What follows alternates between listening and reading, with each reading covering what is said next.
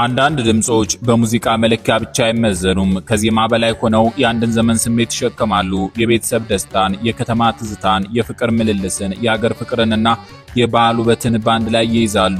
ራሔል ዮሐንስ የእንዲህ አይነት ድምጽ ባለቤት ነበረች። በተለይ የድሮ ሙዚቃ አፍቃሪዎች ስሟን ሲሰሙ በአእምሯቸው የሚመጣው አንድ ድምጽ ብቻ አይደለም።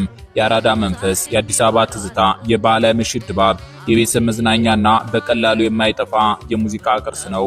ዛሬ ግን ይህቺ የሙዚቃ ባለውለታ ከዚህ ዓለም በሞት መለየቷ ተሰምቷል። የራሔል ዮሐንስ ማረፍ ለቤተሰቦቿ ብቻ ሳይሆን ለኢትዮጵያ ሙዚቃ ታሪክ፣ ለኪነ ጥበብ ማህበረሰብና ለብዙ ትውልዶች ከባድ ኪሳራ ነው። ራሔል ዮሐንስ በዘመን የማይሻሩ ዜማዎቿ የብዙዎችን ልብ የገዛች አርቲስት ነበረች። ከድምፃዊነቷ ባሻገር የዜማ ደራሲ፣ የሆቴል ሙያ ባለሙያ፣ ስራ ፈጣሪ፣ እናትና አያት ነበረች። ሕይወቷ በአንድ ሙያ የተገደበ አልነበረም። በብዙ መስኮች የተፈተነ የተሳካና ለትውልድ ምሳሌ የሚሆን ጉዞ ነበር። ይህ ዝግጅት የራሔል ዮሐንስን ሕይወት ጉዞ በሰፊው ይዳስሳል። የተወለደችበትን አካባቢ፣ ያደገችበትን ቤተሰብ፣ የትምህርት ጉዞዋን፣ በሆቴል ዘርፍ ያሳየችውን ብቃት፣ ወደ ሙዚቃ የገባችበትን አጋጣሚ፣ የሙዚቃ ስራዎቿን፣ የባህል ስራዎቿን፣ የቤተሰብ ሕይወቷንና ከሞት በኋላም ለምን በህዝብ ልብ ውስጥ እንደምትቀጥል ይዳስሳል።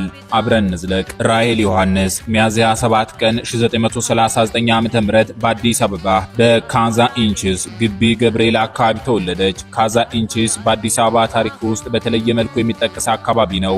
የከተማ ሕይወት፣ የገበያ እንቅስቃሴ፣ የተለያዩ ሰዎች መገኛ፣ የባህል ቅርበትና የአራዳ መንፈስ የሚገኝበት ስፍራ ነበር። ይህ የከተማ ሕይወት በራሔል ዮሐንስ ሙዚቃ ውስጥ በብዙ መልኩ ይታያል። ራሔል ዮሐንስ አዲስ አበቤነቷን በድምጽ ብቻ አልገለጸችም። በግጥም ምርጫዋ፣ በዜማ አቀራረቧና በተለይ በከተማ ትዝታ የተሞሉ ስራዎቿ ውስጥ አሳይታለች። በአንዳንድ ዘፈኖቿ ውስጥ የምታነሳው የአራዳ ልጅ ማንነት፣ የዘመድ ግንኙነት፣ የጎረቤት ቅርበትና የከተማ ማህበራዊ ሕይወት ነው። ይህ የከተማ ትዝታ የራሔልን ስራ ከሌሎች ድምፃውያን ለይቶ የሚያሳይ አንዱ መለያ ነው። ራሔል ለቤተሰቧ የበኩር ልጅ ነበረች። የበኩር ልጅነት በብዙ የኢትዮጵያ ቤተሰቦች ውስጥ ትልቅ ኃላፊነት ይዞ ይመጣል። የታናናሾችን ጉዳይ መመልከት፣ ለወላጆች ቅርብ መሆን፣ በቤት ውስጥ ምሳሌ መሆንና በጊዜ ሂደት የቤተሰብ ድጋፍ መሆን ከበኩር ልጅነት ጋር የሚመጡ ነገሮች ናቸው። ራሔል ዮሐንስ ይህንን ኃላፊነት በሕይወቷ ውስጥ በተለያየ መልኩ ትሸከማለች። በሙያ ሕይወቷ የነበራት ጽናት፣ በቤተሰብ ውስጥ የነበራት ሚናና ለልጆቿ ያደረገችው ትጋት ይህም ማንነቷ ያሳያል። ራሔል ዮሐንስ ከታናሽ ወንድሟ ከአንጋፋው ድምፃዊ ሰይፉ ዮሐንስ ጋር ያደገች ነበረች። ሰይፉ ዮሐንስ በሙዚቃ ዓለም ውስጥ በተለይ ሃና ሃና በተሰኘው ስራው የሚታወስ ድምፃዊ ነው። ከአንድ ቤተሰብ ሁለት የሙዚቃ ባለሙያዎች መውጣታቸው በቤተሰቡ ውስጥ የነበረውን የጥበብ ቅርበት ለመገመት ያስችላል። ሁለቱም እህትና ወንድም በልጅነታቸው የቄስ ትምህርትን እስከ ዳዊት ተከታትለዋል። ይህ የትምህርት ልምድ ለሙዚቃ ችሎታ፣ በተለይ ለድምጽ ቁጥጥር፣ ለቅኝት ግንዛቤ፣ ለቃላት አጠራርና ለስርዓተ ዜማ ግንዛቤ ያለው አስተዋጽኦ ቀላል አይደለም።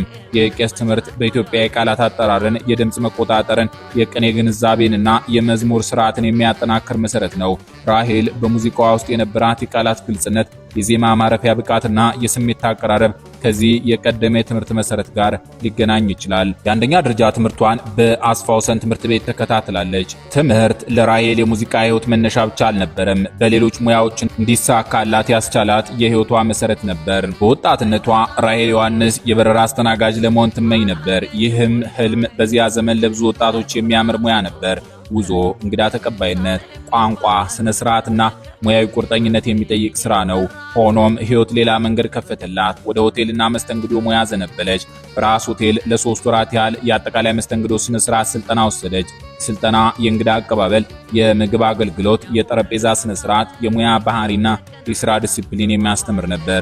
ከዚያም በጊዮን ሆቴል የወይን መስተንግዶ ትምህርትን ለ2 ዓመታት ተከታትላ በዲፕሎማ ተመረቀች። የወይን መስተንግዶ ሙያ በቀላሉ የሚሰራ አይደለም። ስለ መጠጦች አይነት፣ ስለ አቀራረብ፣ ስለ ምግብና መጠጥ ግንኙነት፣ ስለ ዓለም አቀፍ እንግዳ ተቀባይነትና ስለ ሙያዊ ስነ ምግባር ከፍተኛ እውቀት ይጠይቃል። ራሔል በዚህ መስክ የነበራት ብቃት በተለያዩ ታላላቅ ሆቴሎች እንድትሰራ አድርጓታል። በራስ ሆቴል፣ በጊዮን ሆቴል፣ በሸበሌ ሆቴል፣ በሂልተን ሆቴል እና በተለያዩ ኤምባሲዎች ሰርታለች። ይህ ሙያዊ ጉዞ ራሔል ዮሐንስን ለሙዚቃ መድረክ በሌላ መንገድ አዘጋጅቷታል። በሆቴል ዓለም የሚሰራ ሰው ሰዎችን ማንበብ ይማራል። የእንግዳን ፍላጎት መረዳት፣ በጊዜ መድረስ፣ ስርዓት መጠበቅ፣ ግፊት ውስጥ በረጋ መንፈስ መስራትና ራስን በአክብሮት ማቅረብ ይማራል። እነዚህ ባህሪያት በመድረክ ላይ የሚያገለግላሉ። ራሔል ዮሐንስ በሆቴል ሙያዋ ወቅት ታላላቅ አፍሪካ መሪዎችን የማስተናገድ እድል አግኝታለች። ከነዚህ መካከል ጋማል አብዱል ናስር፣ ሴኩ ቱሬና ኳሜ ንኩርማ ይጠቀሳሉ። የተሞክሮ ለራሄል በሙያዋ የነበራትን ደረጃ ያሳያል። ታላላቅ መሪዎችን ማስተናገድ ማለት በስራ ላይ እምነት የተጣለበት ሰው ማለት ነው። ትክክለኛ ስነ ስርዓት፣ ምስጢር ጠባቂነት፣ የሥራ ፍጥነት፣ የተሟላ ዝግጅትና በከፍተኛ ጫና ውስጥ መስራት የሚጠይቅ ነው። በተለያዩ ሆቴሎችና ኤምባሲዎች ያገኘችው ልምድ በኋላ በግሏ የንግድ ሥራ ላይ እንድትገባ ረድቷታል። ከሰራተኝነት ወደ አመራር ሚና ተሻግራ እስከ ጄኔራል ማናጀርነት ደርሳለች። ይህ የራሄል ሕይወት አንድ ጠቃሚ ትምህርት ይሰጣል። ችሎታ ብቻ አይደለም፣ ስልጠና፣ ትጋት፣ ዲሲፕሊንና የሥራ ፍቅር ሲቀላቀሉ ሰውን ከመነሻው ወደ ከፍተኛ ደረጃ ያደርሳሉ። ራሄል እንዲያ ነበረች። ራሄል ዮሐንስ ወደ ሙዚቃ የገባችው በታቀደ መንገድ አልነበረም። የሕይወቷ ዋና ሙያ በመጀመሪያ ሆቴልና መስተንግዶ ነበር። ነገር ግን በሰው ውስጥ ያለችው ችሎታ ጊዜውን ሲያገኝ ራሱን ይገልጣል። የራሄል የሙዚቃ ጉዞ በአንድ የቤት ጨዋታ ብቻ የተጀመረ ነበር። ድምፃዊ ከተማ መኮንንና ሌሎች እንግዶች በቤቷ ተገኝተው ከምግብ በኋላ ጨዋታ ሲደረግ ማሲንቆ ከሚጫወት ሙዚቀኛ ጋር በድምጽ ተቀላቀለች። በዚያ ጊዜ የሰሙት ድምጽ ተራ የጨዋታ ድምጽ አልነበረም፣ ለዜማ የተፈጠረ ድምጽ ነበር። ከተማ መኮንንና እዚያ የነበሩ ሌሎች ሰዎች ራሄል ይህንን ችሎታ በቤት ጨዋታ ብቻ እንዳታስቀረው አበረታቷት። አንዳንድ የህይወት መንገዶች በትንሽ አጋጣሚ ይጀምራሉ፣ ግን ውጤታቸው ለብዙ ዓመታት ይኖራል። የራሄል ሙዚቃ ጉዞም እንዲሁ ነበር። ከአንድ የቤት ጨዋታ ተነስቶ ወደ አልበሞች፣ ወደ መድረኮች፣ ወደ ህዝብ ፍቅርና ወደ ዘመን ተሻጋሪ ቅርስ ደረሰ። ራሄል ዮሐንስ ሙዚቃ እስካቆመችበት ጊዜ ድረስ 13 የሚያሉ አልበሞችን አሳትማለች። ከድምፃዊነቷ ባሻገርም የዜማ ደራሲ ነበረች። በብዙዎች ልብ ውስጥ የቀሩት አራዳ፣ ትዝታ፣ ምኒልክ፣ አገሬ ኢትዮጵያ፣ ይወደስ፣ ጎንደርና ልጓዘው የተሰኙ ስራዎቿ ናቸው። አራዳ የተሰኘው ስራዋ ከራሄል ዮሐንስ ማንነት ጋር በጣም የተቆራኘ ነው። ራሄል ስለ ራሷ ስትናገር የምን ወንድም ጋሻ፣ የምን ስጋ ዘመድ፣ የአራዳ ልጅ ካለ ቋንቋ ነው መወለድ ትል ነበር። ይህም አዲስ አበቤነቷን፣ አራዳነቷንና ከተሜነቷን የምትገልጽበት መንገድ ነበር። ምኒልክ የተሰኘው ዘፈኗም የኢትዮጵያን ታሪክ በሙዚቃ የሚያስታውስ ስራ ነው። በዚህ ዜማ ውስጥ ጣይቱ ማጀቷና የጠጇ መዓዛ በመጠቀሳቸው የወቅቱን ማህበራዊ መስተጋብርና እንግዳ ተቀባይነት ያሳያል። ራሄል ጣይቱንና ምኒልክን ስትዘምር የቤተ መንግስቱን ግርማ ሞገስና የድሮውን የማህበረሰብ ደግነት በአድማጭ አእምሮ ውስጥ ለመቅረጽ ትሞክራለች። በራሄል ስራዎች ውስጥ የጀግንነት ጭብጥም ቦታ ነበረው። ጀግናን ትወድ እንደነበር የሚገልጹ ግጥሞች በስራዎቿ ውስጥ ይገኛሉ። በተለይም ለሀገር ፍቅር የሚቆም ጀግናን የሚያወድ ዜማ አቅርባለች። በተጨማሪም የጀግናው ሰራዊትና የአስናቀች ወርቁ ስራዎችን በራሷ ዜማ በማደስ የዜማ ድርሰት ችሎታዋን አሳይታለች። ይህ የራሄል የጥበብ ስራ በመዝፈን ብቻ የተወሰነ አልነበረም፣ ያንንም ያሳያል።